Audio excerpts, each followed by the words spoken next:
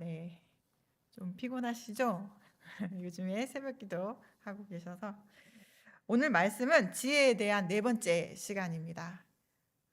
그리고 제가 이제 4주로 오늘 지혜에 대한 말씀을 마무리하게 됩니다. 성경 본문 말씀 시편 111편 1절에서 10절까지 말씀을 보도록 하겠습니다. 구약성경 885페이지 그 부분쯤에 있습니다. 시편 111편 111입니다. 시편 전체 111편 전체인데 1절부터 10절까지이고요. 그렇게 길지 않은 관계로 함께 같이 읽도록 하겠습니다. 이 말씀이 그 회중에게 함께 읽혀진, 그러니까 낭독된 거라서 빨리 읽지 않고 누군가에게 선포하듯이 우리 좀 천천히 한 절씩 같이 읽도록 하겠습니다. 시작. 할렐루야. 내가 정직한 자들의 모임과 회중 가운데에서 전심으로 여호와께 감사하리로다. 여호와께서 행하시는 일들이 크시오니 이를 즐거워하는 자들이 다 기리는도다. 그의 행하시는 일이 존귀하고 어미하며 그의 의가 영원히 서 있도다.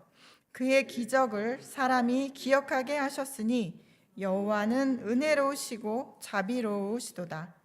여호와께서 자기를 경외하는 자들에게 양식을 주시며 그의 언약을 영원히 기억하시리로다. 그가 그들에게 문 나라의 기업을 주사 그가 행하시는 일의 능력을 그들에게 알리셨도다. 그의 손이 하는 일은 진실과 정의이며 그의 법도는 다 확실하니 영원 무국토록 정하신 바요 진실과 정의로 행하신 바로다. 여호와께서 그의 백성을 속량하시며 그의 언약을 영원히 세우셨으니 그의 이름이 거룩하고 지존하시도다. 여호와를 경외함이 지혜의 근본이라. 그의 계명을 지키는 자는 다 훌륭한 지각을 가진 자이니 여호와를 찬양함이 영원히 계속되리로다. 아멘. 네, 오늘은 지혜의 근본에 대한 말씀을 다루려고 합니다. 우리가 첫 번째 주에는 개인적인 재능, 지혜에 대한 부분을 다뤘고, 두 번째 주에는 사회적인 영역에 있어서 지혜를 다뤘는데, 아벨성에 이름이 없는 어떤 여인에 대한 부분을 성경이 기록하고 있는 부분 우리가 봤습니다. 지난주에는 지혜의 대표 주자인 솔로몬에 대한 지혜를 살펴봤는데, 솔로몬의 지혜는 개인적인 차원의 지혜를 넘어서 국가적인 차원, 또 하나님 나라의 백성을 위한 지혜였다는 것을 우리가 살펴보았습니다. 오늘은 너무나 유명한 10절의 첫 부분이 자주 언급되는 부분인데요. 여호와를 경외하는 것이 지혜의 근본이라는 이 말씀을 가지고 함께 은혜를 나누려고 합니다. 오늘 이 본문 말씀은 마치 이 10절을 위해서 앞에 1절서부터 9절이 설명하고 있는 것과 같은 그런 형식을 취하고 있습니다. 보통 앞에 이야기들을 쭉 하고 맨 마지막에 저자의 핵심적인 내용을 다루고 있는 부분을 이제 미괄식이라고 하는데요. 여호와를 경외함이 지혜의 근본이다 라는 말을 들었을 때 우리는 다 아멘 합니다. 자, 그러면 여호와를 경외하는 것이 왜 지혜의 근본인가요? 하고 누군가 물어본다면 어떻게 대답을 하실 수 있으실까요? 난 금방 아멘 했는데 누군가 그렇게 물어봤을 때 여호와를 경외하는 것이 지혜의 근본인 것을 어떤 식으로 표현하실 수 있을까요? 일단 제일 간단한 말은 성경에 그렇게 기록되어 있습니다. 그리고 오늘 1절부터 9절을 살펴보면서 왜 그런지에 대해서 한번 조목조목 살펴보도록 하겠습니다. 오늘 본문 말씀 111편은 회중 앞에서 낭독하는 시입니다. 그러니까 성전의 어떤 절기를 지키러 모인 회중들 앞에서 낭독하는 그런 성격의 시입니다. 우리가 예배를 시작하기 전에 제일 먼저 목사님들께서 이렇게 선포하죠. 여호와께 감사하라. 그는 선하시며 그의 인자하심이 영원함이로다. 이 시편의 말씀을 이렇게 선포하는 것처럼 오늘 이 시편의 111편이 전체가 그런 성격을 갖고 있습니다. 그리고 잠깐 형식을 보자면 답관체라는 형식을 취하고 있는데요. 답관체라고 하는 것은 머리를 밟아가는 체라는 말입니다. 이것은 우리 성도님들이 그냥 이런 게 있구나 정도로 아시면 좋을 것 같은데요. 특별히 111편이나 시편의 몇 개가 이런 형식을 취하고 있어서 말씀을 드립니다. 그러니까 알파벳의 순서대로 그 초성을 따라서 그 절이 시작을 하는 겁니다. 그러니까 우리는 지금 이제 히브리어를 보고 있지 않아서 제가 한국말로 바꿔서 예를 들어서 말씀을 드리자면 우리나라의 그 자음 첫 번째는 기역이지 않습니까? 그러니까 1절을 시작할 때 기역으로 시작하는 시가 되는 거예요. 예를 들면 기역으로 시작하니까 가장 높은 곳에 계신 주님을 찬양합니다. 그럼 2절은 니은으로 시작하는 말이 되는데 내가 온 마음을 다하여 주님께 기도합니다. 이런 식으로요. 디귿. 3절은 대대로 주의 자비와 은혜가 우리와 함께 하셔서 이런 형식으로 이 111편이 되어 있습니다. 1절부터 10절의 이 전체를 봤을 때 1절은 공회 중에서 하나님께 감사를 선포하고 있습니다. 그리고 2절에서부터 4절은 하나님의 행사, 곧 하나님이 하신 일을 높이고 있는 부분입니다. 그리고 5절에서 9절까지는 하나님께서 특별히 그의 백성들에게 어떠하셨는지, 어떤 일을 그의 백성들에게 베푸셨는지를 설명하고 있습니다. 그리고 그거를 찬양하고 있습니다. 그래서 어디로 가냐면 맨 마지막에 10절에 해당하면 10절에 오게 되면 여호와를 경외하는 것이 지혜의 근본인데 그래서 우리가 계명을 준수하는 것이 마땅하다. 우리가 계명을 준수해야 된다. 여기로 모든 청중을 데려가고 있는 것입니다.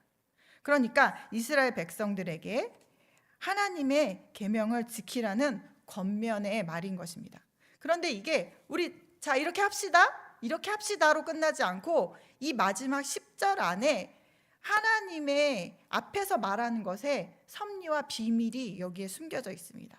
우리가 그거를 1절서부터 차근차근 내려가서 10절까지 보도록 하겠습니다. 1절 할렐루야 내가 정직한 자들의 모임과 회중 가운데 전심으로 여호와께 감사하리로다. 이렇게 이야기를 선포하면서 모임 중에 있는 사람들과 함께 하나님께 감사를 표현하고 있습니다. 2절에서 4절까지는 눈에 딱 들어오시는 부분, 공통점으로 보이는 부분들이 있는데 뭐냐면 여호와께서 행하시는 일, 3절에 그의 행하시는 일, 4절 그의 기적을 이렇게 하면서 하나님이 하신 일에 대해서 높이고 있습니다. 하나님이 행하신 일을 찬양하고 있습니다.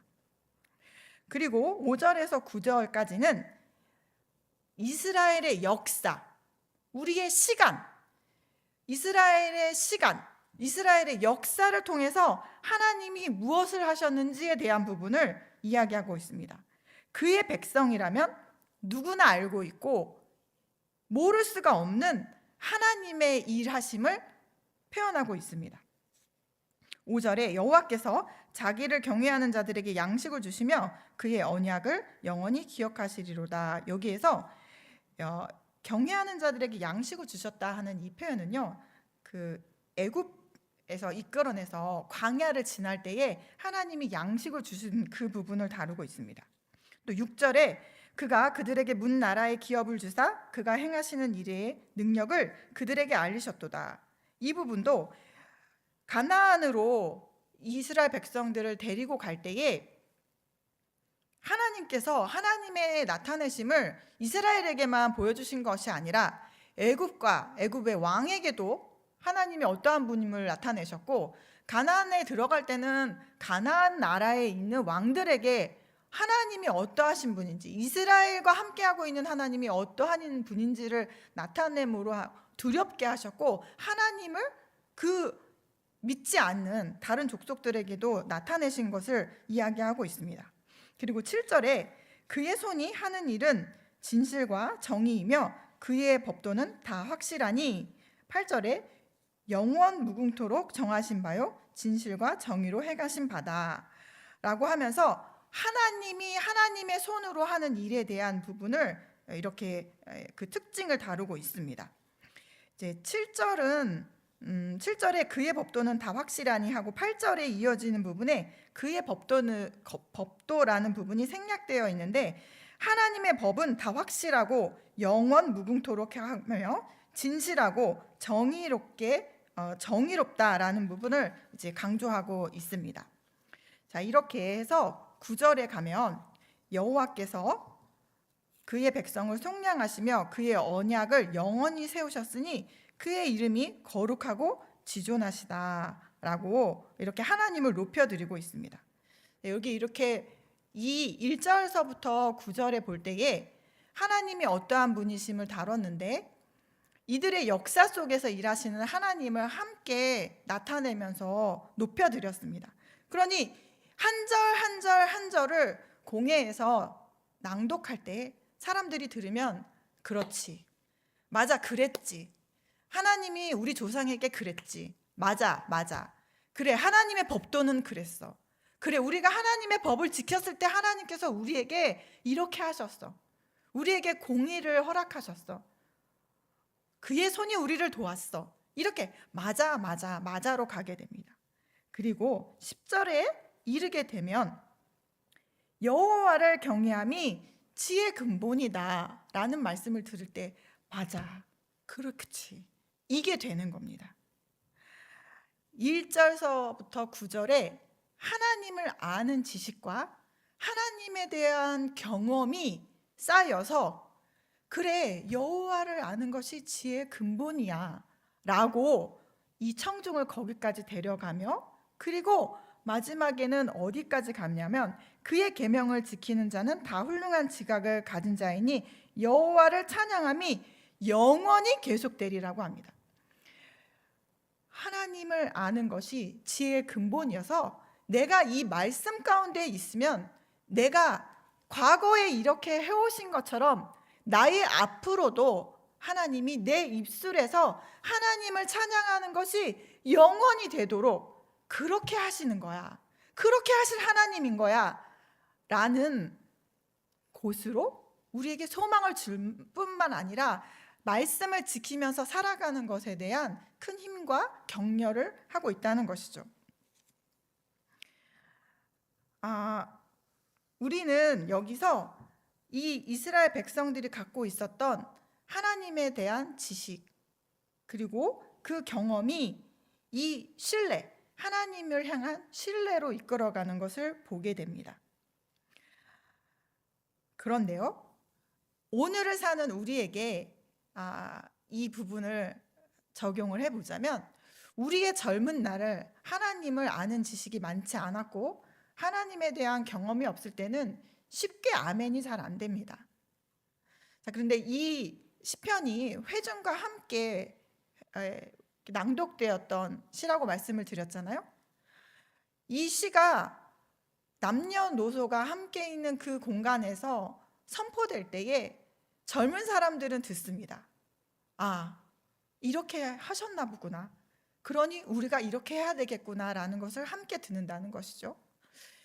때로는 젊은 날, 저도 마찬가지지만 하나님의 말씀에 순종하려고 하는 의지가 없을 때가 더 많습니다. 왜냐하면 내 혈기가 있고 내 생각으로 이해가 되지 않으면 그건 아니지, 뭐 하나님의 말씀이 어떠하든지 간에 나는 그렇게 할 수 없지, 이렇게 되거든요. 또한 하나님이 얼마나 신실한 분이고 하나님이 얼마나 인자하신 분인지에 대한 경험이 없으면 자기 성격이 나을 뿐만 아니라 은혜를 베풀 줄 모르게 됩니다. 이렇게 하나님을 아는 지식과 경험이 또 다른 것으로 우리를 이끌어 가는 데에 그렇지 못한다 할지라도, 그러니까 하나님의 지식과 경험이 부족하다 할지라도, 이해가 되지 않는다 할지라도 이 시편의 10절의 말씀은 여호와 하나님을 경외하는 것이 너의 앞으로의 가는 길에 평탄할 것이며 하나님이 함께 하실 것이며 하나님을 네가 영원히 찬양할 수밖에 없는 것으로 인도할 것이다 라는 것으로 격려를 하고 있는 것입니다. 제가 이 부분을 묵상하면서 좀 어떻게 잘 표현할 수 있을까 좀 많은 고민이 되었는데요. 하나님이 우리에게 주시는 지혜는요, 하루아침에 뭘 읽는다고 해가지고 생기는 지혜가 아닙니다. 오랜 시간이 걸리고요. 그게 1, 2년 내에 되는 것도 아닙니다. 모든 순간, 내 삶의 모든 상황 가운데에서 늘 하나님 앞에 있어야 거기서 조금씩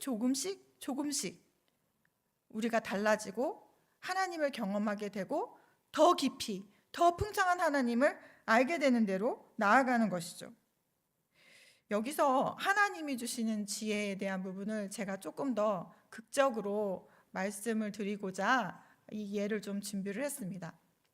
어떤 사람이 폭력적인 가정에서 자라서 아버지의 사랑을 경험해 보지 못하고 늘 아버지에게 폭력을 당하는 그런 가정 가운데서 자랐다고 하는 사람이 있으면 이 사람은 자녀를 어떻게 사랑해 줘야 하는지, 자녀를 어떻게 훈계하며 자녀에게 다정한 말을 어떻게 하는지를 배운 적이 없게 됩니다.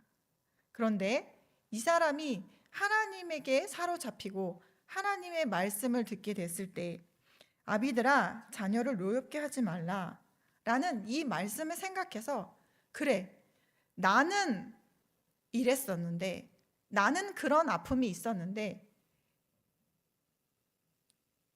그대로 내 자녀에게 하지 않고 하나님의 말씀을 따라서 내가 해봐야지 라는 마음이 생기는 겁니다. 자신이 고아로 자랐던 어떤 사람이 있다면 고아로 자랐기에 너무 힘들었고 외로웠고 고독했기에 이 사람이 하나님 앞에 사로잡혀서 하나님의 말씀이 함께하게 되면 그 다음엔 어떻게 되냐면 그래, 내가 경험해 봤으니까 다른 사람을 도와야지. 특별히 고아에 대한 마음이 더 커지게 되는 것입니다. 그러니까 그럼에도 불구하고 누군가를 사랑해야지가 아니라 내가 당해봤으니까 그렇게 되지 않도록 내가 누군가를 살펴야지까지로 나아가게 되는 것이죠. 하나님의 지혜는 이렇습니다. 하나님의 지혜는 우리의 아픔 그리고 우리의 잘못까지도 하나님 앞에 있는 자리를 지키고 하나님의 말씀을 따라 살아가려고 몸부림칠 때에 거기서 내 힘으로는 할 수 없는 하나님의 다른 은혜, 하나님의 방법을 만들어냅니다. 우리가 이 모든 것들을 알매도 불구하고 내 삶이 때로는 고단하고 지금 하나님을 찬양할 수 없는 상황에 놓이면 우리 마음이 어렵죠. 그런데 오늘 시편의 이 마지막 111편의 10절은 이렇게 우리에게 가르쳐주고 있습니다. 우리의 찬양이 영원히 계속되리라고요. 여러분, 이 10절에 여호와를 경외함이 지혜의 근본이요 그의 계명을 지키는다는 다 훌륭한 지각을 가진 자인데 이 경외함이 우리를 하나님을 영원히 찬양하는 곳으로 데려갈 것이라고 우리에게 말씀해 주고 있습니다. 우리의 상황이 좋아서 하나님을 찬양하는 게 아니고 우리의 상황이 걱정이 없어서 피곤하지 않아서 찬양을 하는 게 아니고 피곤해도 고단해도 상황이 어려워도 진짜 열받아도 하나님의 말씀이 나에게 여기 있으라고 하니까 내가 그 말씀을 붙잡고 내가 한번 여기 있어 보기로, 이 하나님에 대한 경외함 때문에 그 말씀을 지키는 거기로 내가 고집하고 갈 때에 나의 입술이 영원히 하나님을 찬양할 수밖에 없도록 하나님이 만드신다는 것입니다. 여러분, 모든 하나님의 은혜를 경험하는 자리에 전조는 뭐냐면요, 어려움입니다. 고단함입니다. 할렐루야, 하나님의 은혜를 찬양합니다. 이게 아무 어려움도 없는데 일어나기는 쉽지 않아요. 우리에게 뭔가 문제가 있었고 어려움이 있었고 고단함이 있었고 내가 내 힘으로는 어떻게 생각해낼 수 없는 것들이 있었던 가운데 하나님 앞에 여전히 자리를 지키고, 상황은 찬양이 나오지 않지만 먼저 하나님께 찬양을 드리고, 말씀에 순종할 수 없는 상황임에도 불구하고 내가 하나님의 경외함으로 그 말씀을 지키려고 고군분투했을 때에, 그 과정을 지났을 때에 하나님께서 그 은혜를 우리에게 주시는 것을 우리가 다 경험하게 되는 줄 믿습니다. 주님께 먼저 순종하겠다는 그 믿음, 그 성실, 삶에 충성된 그 태도, 거기에 하나님이 그의 지혜를 우리에게 만들어 가시는 줄 믿습니다. 우리 아까 찬양할 때 내가 너를 굳세게 하리라, 내가 너를 붙잡아 주리라 찬양했잖아요. 우리의 찬양이, 우리의 감사가 영원히 계속되리라고 오늘 하나님 우리에게 말씀하십니다. 하나님을 경외하는 것이 지혜의 근본입니다. 곧 하나님과 늘 동행하고 말씀과 가까이 있는 것이 우리의 지혜가 되며 우리의 입술이 영원히 하나님을 찬양할 수밖에 없는 곳으로 우리를 데려간다고 하는 하나님의 약속이신 줄 믿으시기 바랍니다.